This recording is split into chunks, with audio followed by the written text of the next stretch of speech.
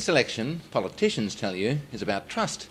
This election, says the Save the Royal Hospital campaign, Dignity for the Disabled, the Wilderness Society, Law Society lawyers, Chelsea and Sinclair campaigners, educators, nurses, cops, taxpayers and parents, they reckon it's about policy.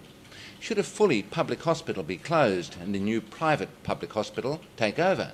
Care for the mentally ill, less chance of getting bashed or raped in jail, tax spent on political campaigns, athletes' airfares paid to Adelaide to spruik the Premier. They're not questions of trust, they're questions of policy. Trust comes into the campaign because we need to know if we can trust pollies to keep their policy promises. Remember any promises from the last state election campaign? Most voters don't. Parties count on the fact that voters forget promises from one election to the other.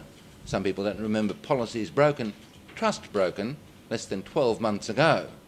Of all government departments, SA Water is the biggest energy user. Labor promised during its current term that public service agencies document their CO2 emissions.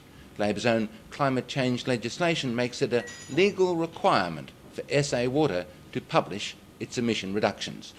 Gunga Din would be a better man if the government complied with the government's own law. It hasn't. Last election, Labor promised a policy of open government. Did we get it?